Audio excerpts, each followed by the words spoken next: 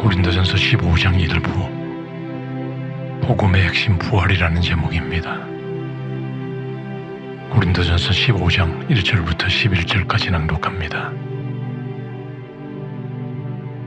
형제들아, 내가 너희에게 전한 복음을 너희로 알게 하노니 이는 너희가 받은 것이요 또 그 가운데 선 것이라. 너희가 만일 나의 전한 그 말을 굳게 지키고 헛되이 믿지 아니하였으면 이로 말미암아 구원을 얻으리라.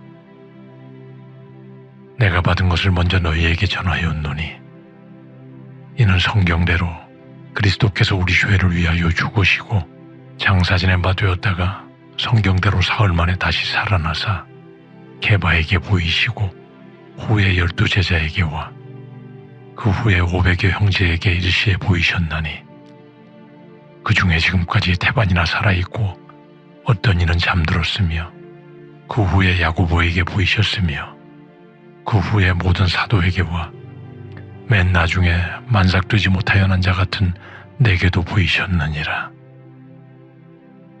나는 사도 중에 지극히 작은 자라.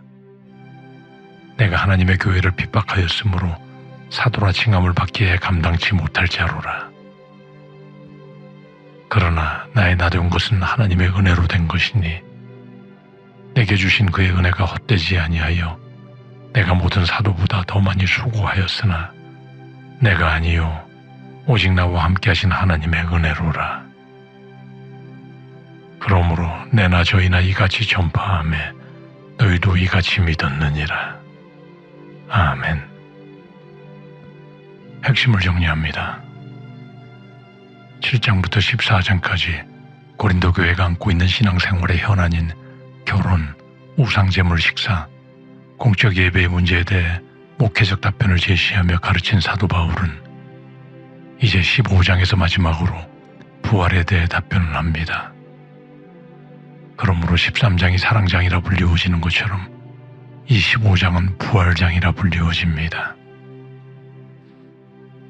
1절에서 형제들아, 내가 너희에게 전한 복음을 너희로 알게 하노니 이는 너희가 받은 것이요 또 그 가운데 선 것이라고 합니다. 복음은 헬라어로 유앙겔리온이며 좋은 소식이란 뜻으로서 오신 그리스도의 죽으심과 부활하심이 이 복음의 핵심입니다. 너희로 알게 하노니란 너희에게 확실하게 말한다는 뜻으로 고린도 교회 교인들의 믿음이 이 예수 그리스도의 부활을 믿고 그 확실성 위에 굳게 세워진 것임을 말하는 것입니다. 2절에서 너희가 만일 나의 전한 그 말을 굳게 지키고 헛되이 믿지 아니하였으면 이로 말미암아 구원을 얻으리라고 합니다. 나의 전한 그 말이란 바울이 전한 복음을 말하는 것이며 그 복음은 특별히 그리스도의 부활을 중심으로 말하는 것입니다.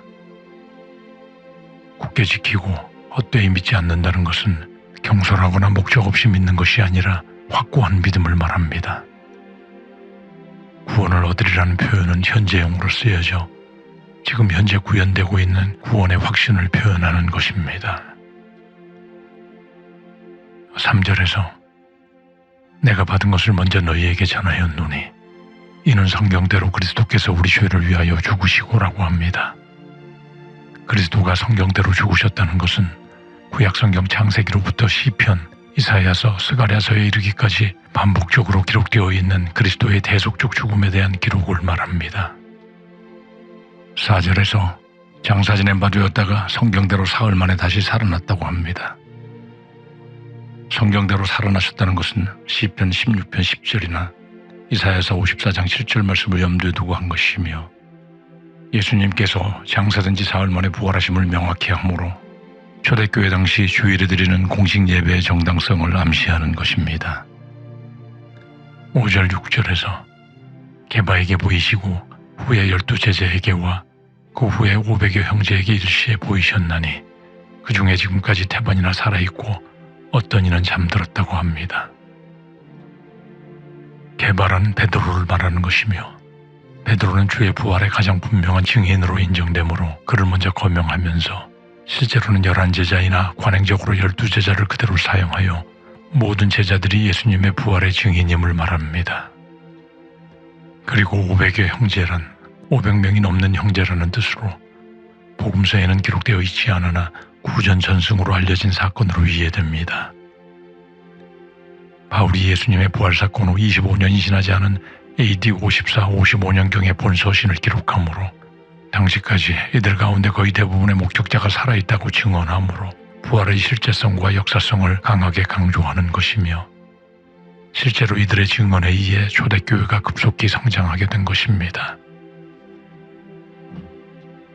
7절, 8절에서 그 후에 야고보에게 보이셨으며 그 후에 모든 사도에게와 맨 나중에 만삭되지 못하여 난 자 같은 내게도 보이셨느니라고 합니다. 야고보는 통상 예수님의 동생 야고보를 지칭하는 것으로 이해되며 모든 사도들이란 야고보와 12제자뿐 아니라 예수님의 부활을 목격하고 초대교회의 복음 선포자가 된 사람들을 의미하는 것입니다. 8절의 맨 나중이란 바울 자신이 예수님 부활의 마지막 목격자라는 뜻이며 만삭되지 못하여 난 자라는 것은 조사나를 의미하나 초대교회를 조직적으로 받게 하던 바울 자신의 갑작스러운 회심을 의미하는 것일 것입니다. 9절에서 나는 사도 중에 지극히 작은 자라 내가 하나님의 교회를 핍박하였으므로 사도라 칭함을 받기에 감당치 못할 자로라고 합니다. 이렇게 말함은 바울 자신이 하나님의 교회를 핍박하던 자였으나 부활하신 예수님을 목격하고 회심하여 복음 전파자가 되었으므로 처음부터 예수님으로부터 선택되고 부름받아 사도가 된 제자들에게 비추어 스스로 지극히 작은 자라고 낮추며 자격 역시 가장 비천하다고 말하는 것입니다. 10절에서 그러나 나의 나된 것은 하나님의 은혜로 된 것이니 내게 주신 그의 은혜가 헛되지 아니하여 내가 모든 사도보다 더 많이 수고하였으나 내가 아니요 오직 나와 함께 하신 하나님의 은혜로라고 합니다. 나의 나된 것이란 자신이 사도로서의 역할을 하게 된 현재의 모습을 말하는 것입니다. 교회와 성도의 자내자요 핍박자였지만 바울이 사도가 된 것은 하나님의 사랑과 은혜가 얼마나 큰 것인가를 말하며 그 택하신 은혜에 따라 다른 모든 사도보다 더 많이 수고하였고 이 모든 것이 하나님의 불가항력적인 은혜임을 반복 증거하는 것입니다. 11절에서 그러므로 내나 저희나 이같이 전파하매 너희도 이같이 믿었느니라고 합니다. 바울이 부활의 주제를 말하다가 자신의 사도권에 대한 말을 하는 것은 바로 현재의 바울의 모습이 바로 부활하신 예수님을 목격하고 일어난 일임을 말하며 예수님의 부활하심을 증거하고 있는 것입니다.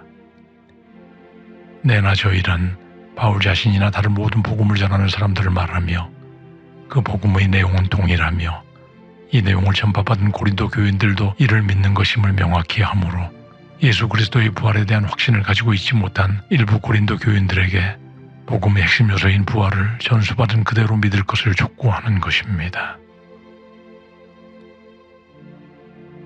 우리의 믿음의 대상은 부활하신 예수님을 믿는 것이며 빌립보서 3장 21절에 우리의 낮은 몸을 자기 영광의 몸의 형체와 같이 변하게 하시리라는 말씀과 같이 예수님께서 육신으로 부활하신 것처럼 우리의 몸도 그분과 같이 새 육신을 입고 부활할 그날을 사모하는 부활 소망이 세상을 이기는 성도의 힘이며 능력인 것입니다.